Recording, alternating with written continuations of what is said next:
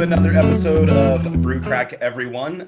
We're going to continue on our March theme today, talking about all things New Zealand hops, considering New Zealand is in the Southern Hemisphere and they are in the middle of their hop harvest. Today we have our good friend Dave Dunbar from Freestyle Hops with us. Hey, Dave. Hey, Dave. Guys, We met Dave, I guess, pretty near this time last year, maybe last January, I believe, and started working with Freestyle Hops to bring some of their banging New Zealand stuff up to Ireland, Europe, and the UK. So Dave, let's jump right in. Can you give us a little background on Freestyle Hops, how it got started? Obviously, it's a pretty new company on the block, but seems to be quickly making a name for itself. So a few years back, I got put up to taking a trip down here when I was still living in California by Steve Wagner, one of the founders of Stone Brewing. And at the time, his business partner, Greg Cook, who's somewhat well known in the beer world. Beer Jesus. Beer Jesus guy. Greg sort of put us up to trying to understand what was going on with New Zealand hops. And I've been married to a Kiwi and did come to the sort of Nelson area many, many times on holiday. So it's pretty familiar with the area. And Greg had said, hey, look, you should look into this. I don't understand what's going on. I would love to get more. I would love to have some control over what I'm getting, quality, all these things. And so I ended up coming down here with Steve Wagner and couldn't kind of make heads or tails of it, but it looked really interesting. And the investment firm that I was working for at the time thought, all right, you know what, this is pretty interesting. And at the same time, we found this farm property for sale. And so we went through with it and purchased it. When we purchased it, a lot of the canopy wasn't being used. A lot of the equipment wasn't being used. And it's just been a long process now over the last 5 years of bringing everything sort of back into production and kind of making the most out of the terroir that we have here and trying to maximize what we've got. And also, I think just trying to work really closely with great brewers all across the world to better understand what things from the field we can do to generate the flavors and aromas in finished beer that they want from us. And that's kind of really the crux of what we've been doing since we got going is trying to work really closely with breweries to better understand our own terroir and get the most out of it, and really get the most out of it in the context of awesome finished beer. It's sort of, in a sense, right? It doesn't really matter how amazing the hops rub. If they don't come through into finished beer, it's sort of all right, well. So I think that for us has been just really the focus of what can we do every day in the field, in the kilns, to make a great result in finished beer. So just starting 5 years ago, like it sounds like you went to New Zealand to have a bit of crack and go explore, and then all of a sudden you end up owning a hop farm. Was that a pretty steep learning curve to jump in as someone who had never grown hops to all of a sudden you're responsible for large acreage of very delicious plants? Yeah. So I kind of glossed over a few points there. So I probably had a little more history in this in terms of just, I think spending a lot of time around some of these seminal breweries in Southern California. I got a biochemistry degree there. You know, my That helps. biochem professor was this guy named Chris White. You probably may have heard of him, Yeah. of White Labs fame. Yeah. You know, there are guys like Yusuf Cherny in our class and others. So, you know, I've been around the industry a bit just through random sort of chance. And then in addition to that, my business partner here, Sean, he's been a hop grower for the last 35 years. And actually, Bruce Eggers, who we bought the property off of and who's been growing hops here for 50 plus years, is still pretty actively involved. He's still out driving the fields with us before harvest. And so we have a great team of experienced people. I'm in no way the grower. You know, I put my effort into the sensory side and into sort of the quality pieces and some of those things. But yeah, I can in no way claim to be a good hop grower. Well, so obviously you said you had Bruce Eggers there. How valuable really is that 50 plus years of growing experience? That's something you can't just buy that talent. No, it's just like completely phenomenal. I mean, he's got so much experience in this valley, and he has brilliant insight into kind of what drives flavor and aroma on our land. And he's just sort of endlessly helpful in terms of providing us that depth of knowledge that just, you know, only experience can generate. So, you know, we very much owe him a debt of gratitude for passing on so much of that knowledge that he's built up over the years. Yeah. So, tell us a little bit about the varieties that you grow there on your farm. I having worked with them and sold them myself, it'll be nice to hear from you all the things you have going on down there. Yeah, probably more than we should. That's the short answer. So I think we're growing 9 varietals today. Let me just sort of list them off and make sure I've got it right. Motueka, Pacifica, Riwaka, New Zealand Cascade, Southern Cross, Wakatu, Waimea, Nelson Sauvin, and Rock Cap. And you know, they're all really different and interesting. I think, you know, there's definitely a place for each of them, and you know, they have such unique characters.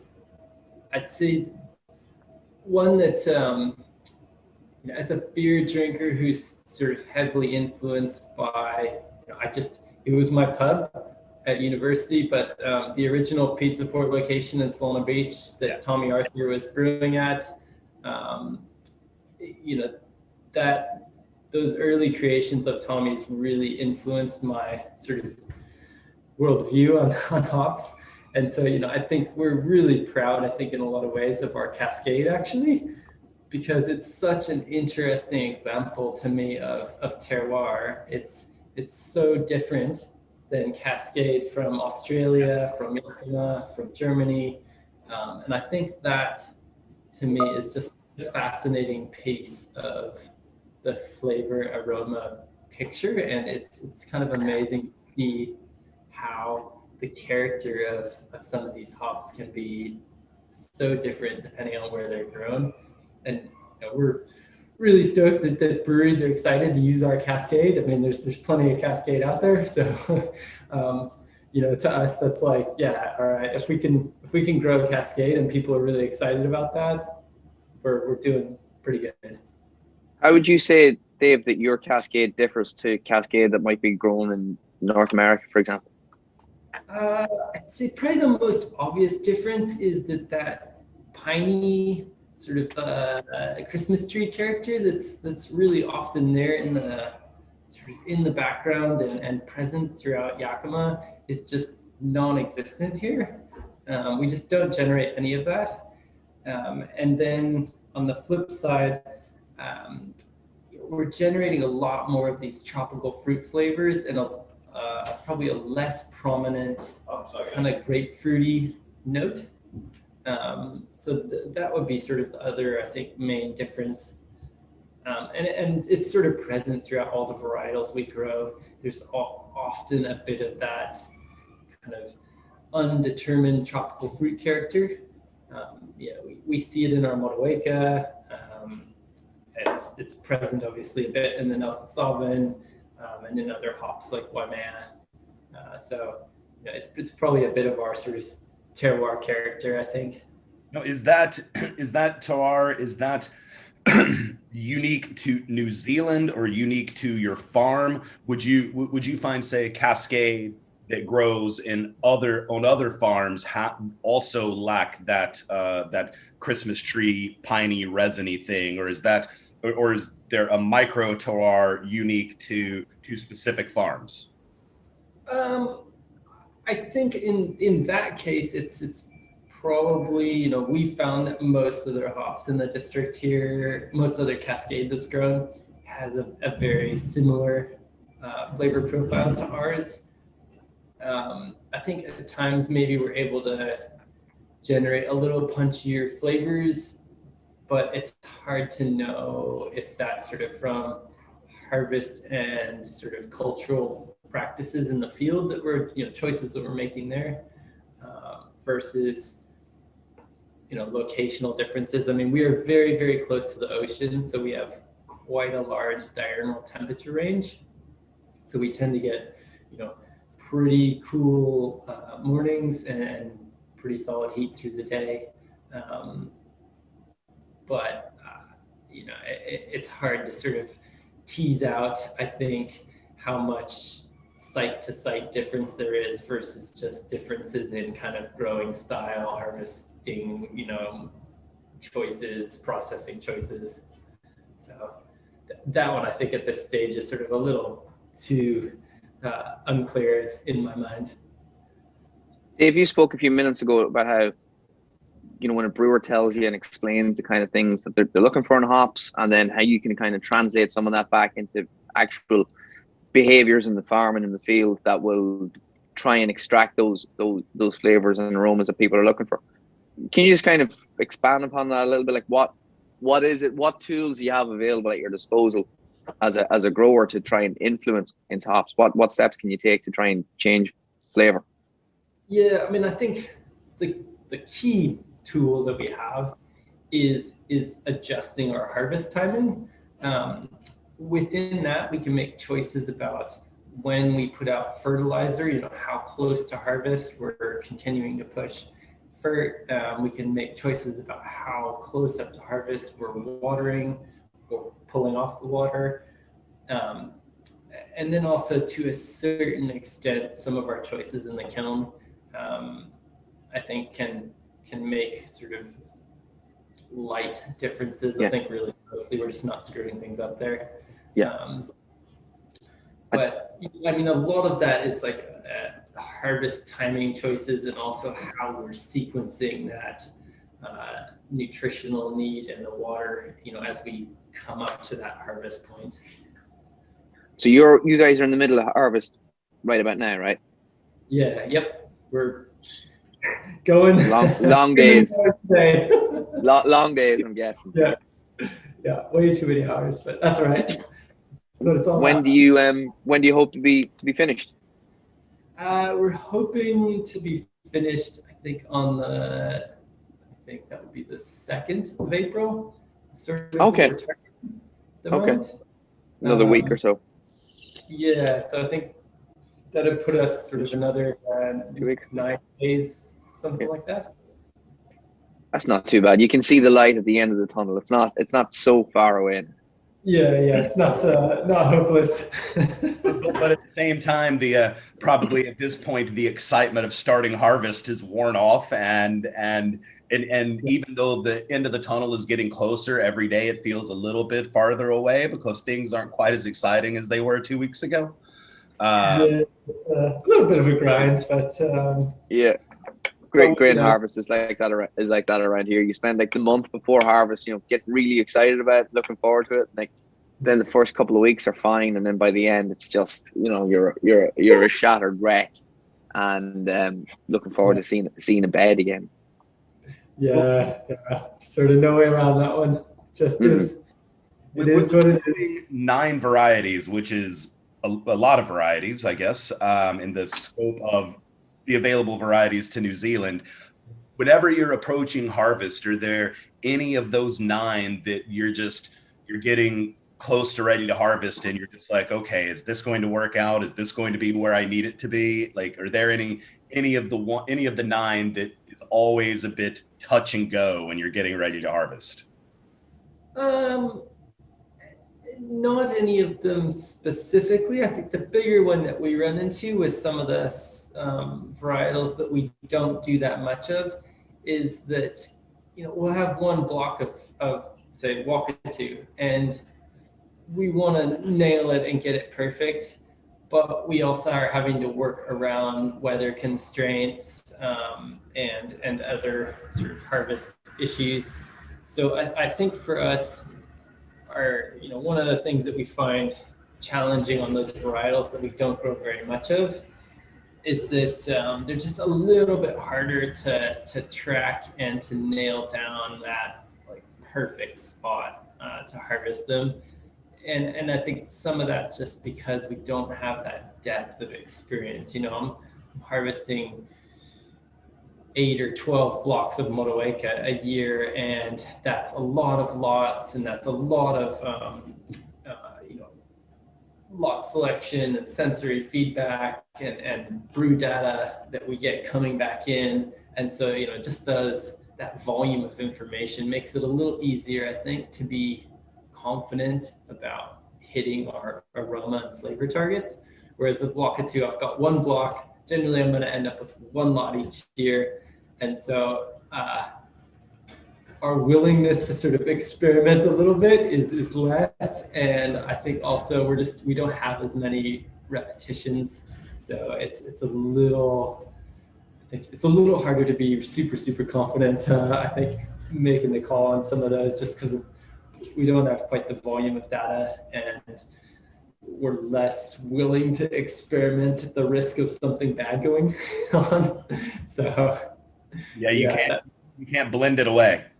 No, and like we're not going to send something out if it's rubbish. So we don't want to destroy product, but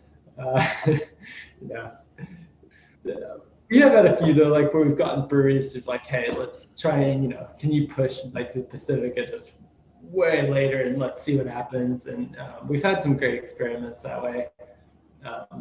So sometimes it's worth taking the risk, but it's definitely a nail. Yeah, not when you've only got one block though. Like if you've got one block, you can't mess around with that. Yeah, it just makes it really challenging. So yeah, probably the tough one. So a couple of hops that we've had great success with from your farm, and they're not specific varieties, but blends, are the Bruce and the Betty. And I love their story. I love that there's history behind the name. And our customers across Europe and across the UK have absolutely fallen in love with how unique they are and how they bring elements of different hops to the table that work equally as well in a Pilsner as they do in a hazy IPA. So I think that people that have used those hops would probably like to hear a little bit of the story behind them. And I, of course, would like to learn more about them myself. That sounds good. So the names come from Bruce and Betty Eggers, who owned the farm before we purchased it, and they actually still to this day live on the hill above us. They're still our neighbors, and I'm pretty sure Bruce would be down here every day if he could. But he still watches over us and is pretty helpful. In terms of sort of what how we conceptualized of them. One of the things that we wanted to do was to make a field blend of proportions of varietals that we thought together would be really expressive.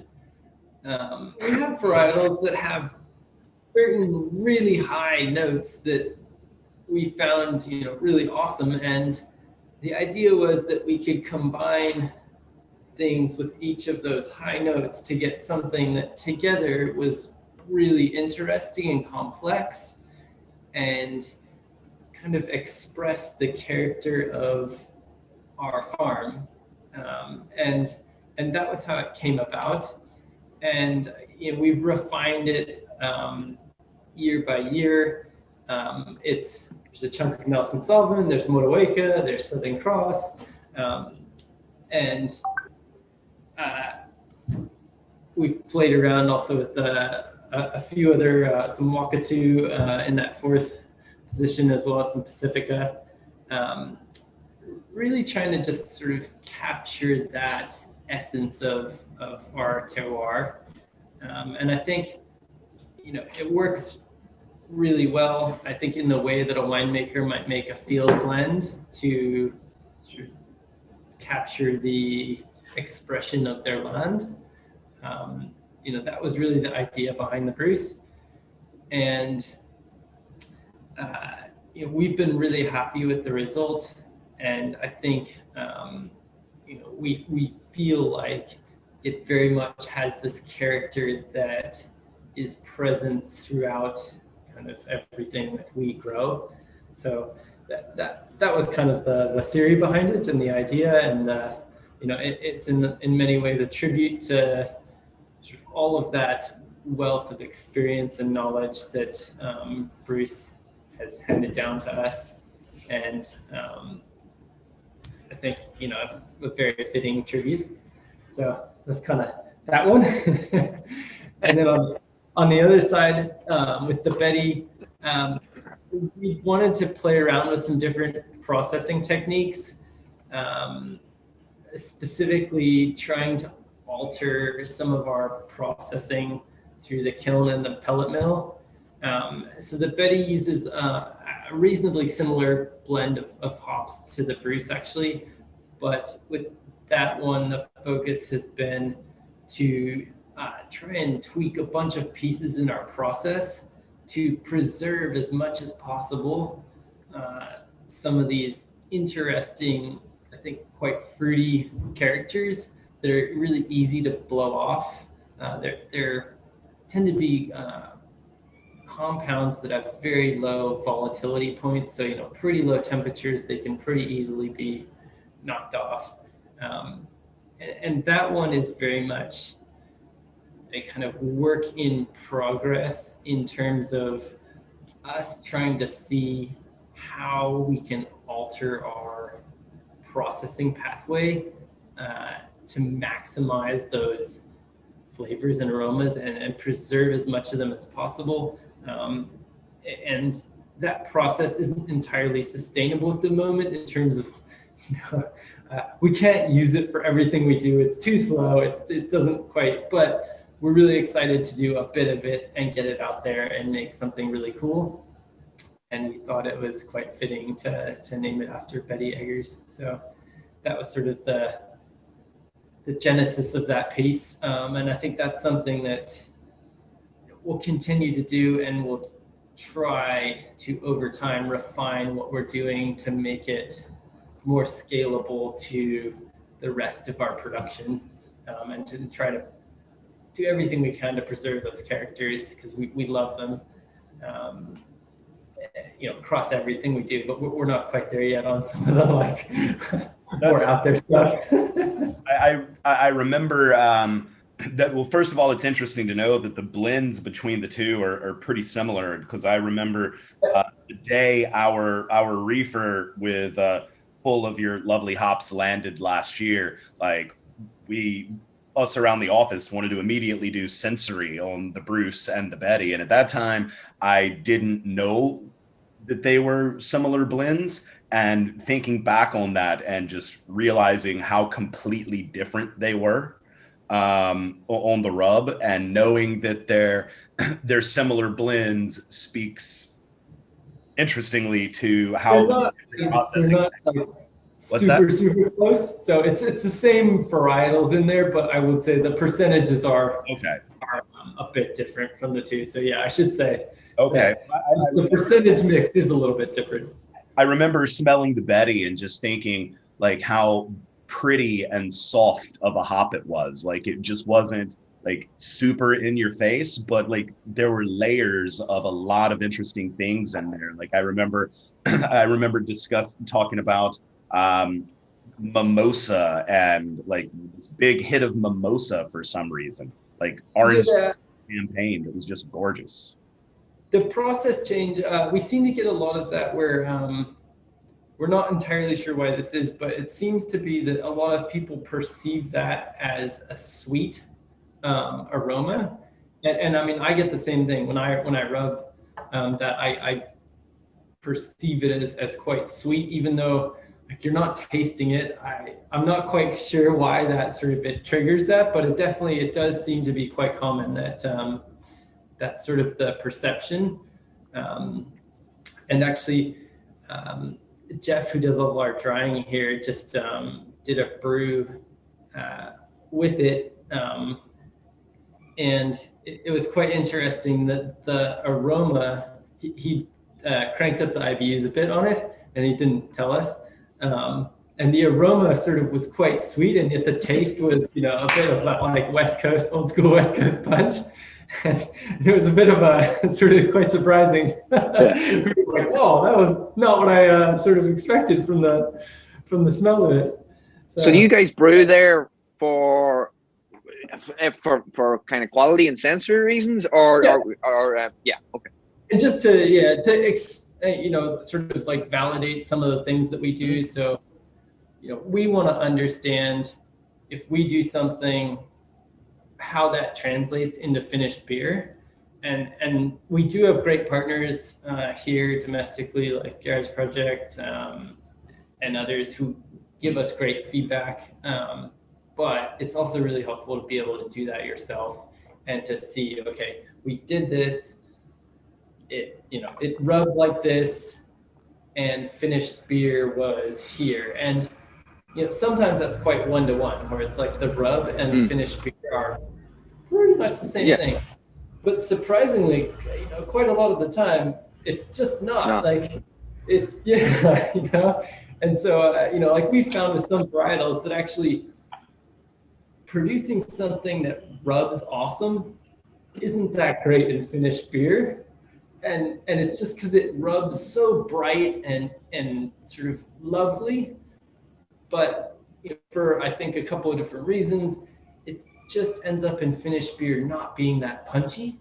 And sometimes I think some varietals need a little bit of, just like a little bit of tiny bit of that oniony character, because it means that, you know, that oniony character will then disappear in finished beer, but it means that all those other wonderful compounds have been built up to sort of their maximum point. So, you know, I think that's one of the key pieces of insight that we found. Is just like that rub and finished beer isn't a perfect match, and it's really critical to sort of dive into that and try and understand it and try to maximize, you know, finished beer, because we're not making rubbing hops, we're making brewing hops. Right. You think maybe some of those more punchy flavors that come through in a rub occasionally can be, I don't know, like maybe more delicate, is it? And they maybe either literally evaporate during the manufacturing process, or else just can get so easily overwhelmed by other flavor compounds? Yeah, I think some of those just really bright ones can very easily be lost in the brewing process. I think also, you know, depending on usage, some of those compounds will extract a little better perhaps in dry hop. Maybe some of them will extract a little better in the whirlpool, where there's just a little more heat to help pull some of them out. I think some of them go into the whirlpool and just get blasted off and are gone. I mean, I think it's just such a complex thing, and the chemistry is quite challenging, and these things act synergistically. So sometimes if there's one and not the other, so it's endlessly complex and fascinating. Which I guess this conversation naturally led us to a point I wanted to get to, and that's processing and pellet quality. Like as a former brewer, I always felt that you could brew the absolute perfect beer and completely fuck it up when you go to package it. Like one of the most important people in the brewery is the guy running the bottling line or the canning line, because that's where you either end up with a perfectly beautiful beer 3 months down the line or a brown, soupy, oxidized mess. And one thing that we noticed when we started doing our sensory on Freestyle Hops is how amazing the pellet quality was. How soft the pellets were, the grind of the leaf was absolutely spot on. What goes into that for you guys? Obviously, that's a big focus for the quality of the final product and stability of the product. So talk to us a little bit about that. Yeah, so I mean, we huge focus on sort of quality control and really trying to make a fantastic pellet for dry hop. And to us, that means the sort of softest pellet that we can make that doesn't just float and go nowhere. So, we want those pellets to get into that beer and then to, break apart really quickly.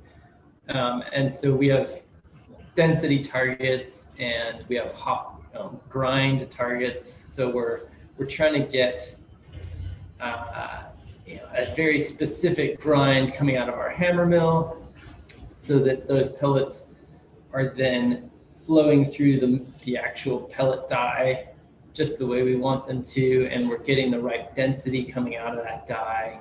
And we're operating the die at the right speeds and the right pressures so that we're kind of very consistently hitting that density target that we're after, and with the right grind so that at that density, that pellet's going to break apart really quickly, and utilization will be awesome.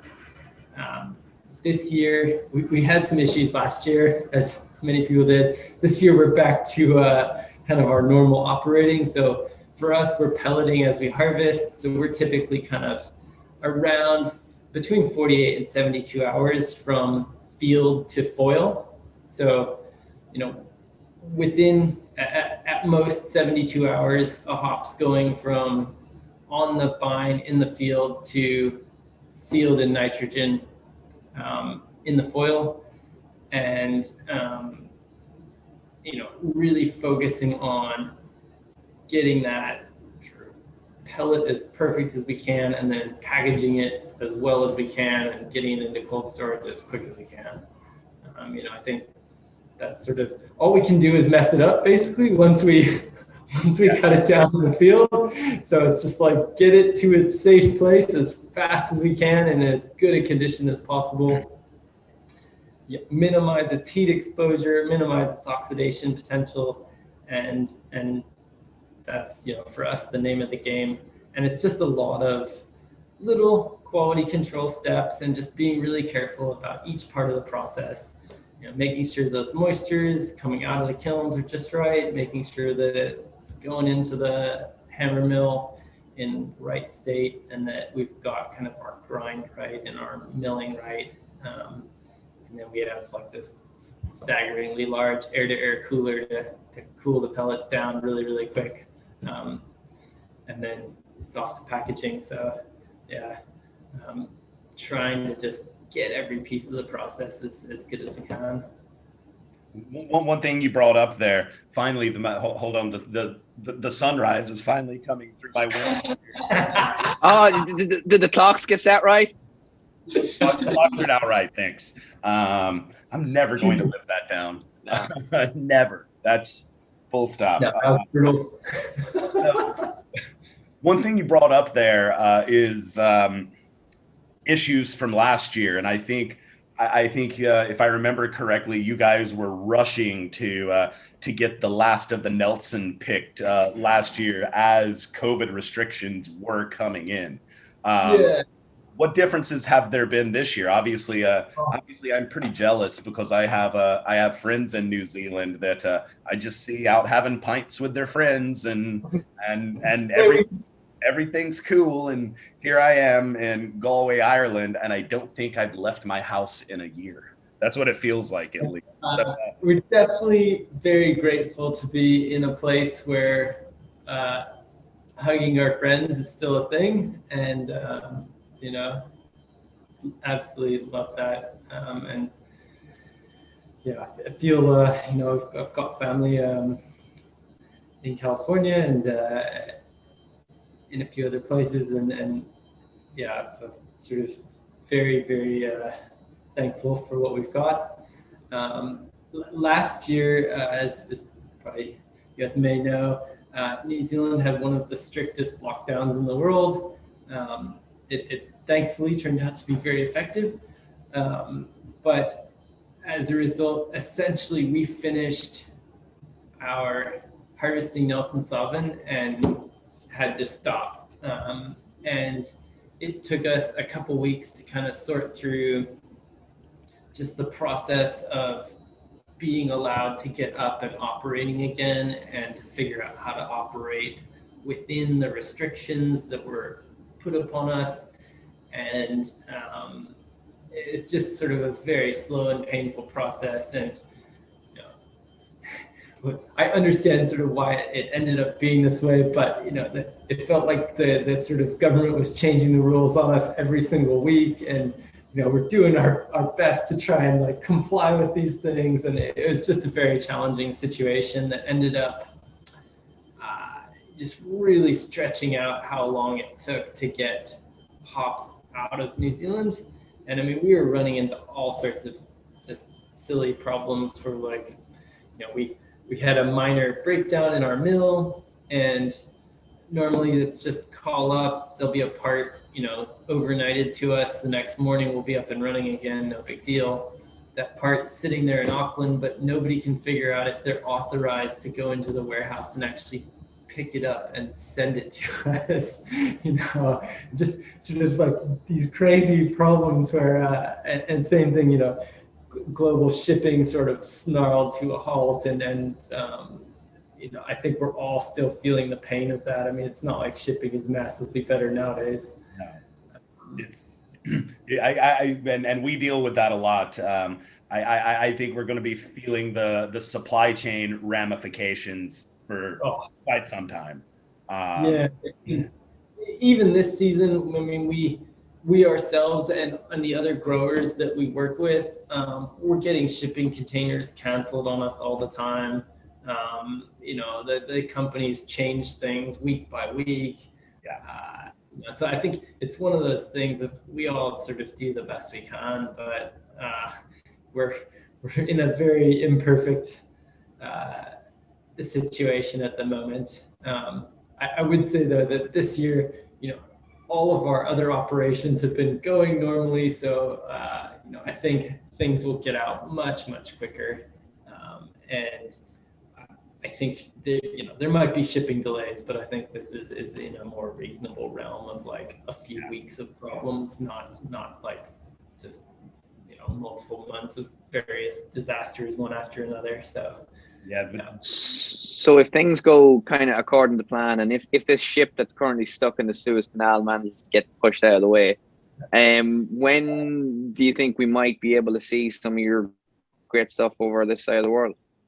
So we should be fully pelleted and done at the end of the sort of just after Easter weekend. And we'd be shipping out pretty quickly thereafter. Okay. We're guesstimating sort of that second week of April to see a container leaving here.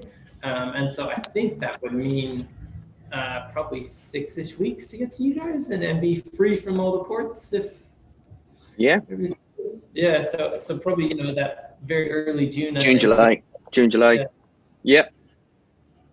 So we are definitely trying to go as fast as we can. We really want to see hops get to you guys for that summer season.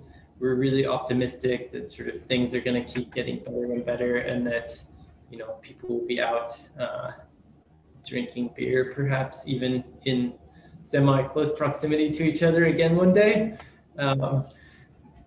You know, and we'd really love to have breweries be able to brew with these hops, you know, from this new harvest for some of those summer beers. So yeah, that's a big goal for us. Get it out as fast as we can. We definitely look forward to being part of that plan. We'll as soon as they get to us, we'll throw the boxes into our -2C cold store, and then start getting them out to customers as quick as we can. Which, by the way, I want to close on how amazing the Freestyle Hops box is. It's awesome. It's possibly the coolest box in the entire hop industry. Number one, it uses no tape. Number two, it's color coded by variety. And number three, it's basically a tiny little fridge for hops. Like, it's a little insulated package, and they're absolutely amazing. Yeah. We love those boxes.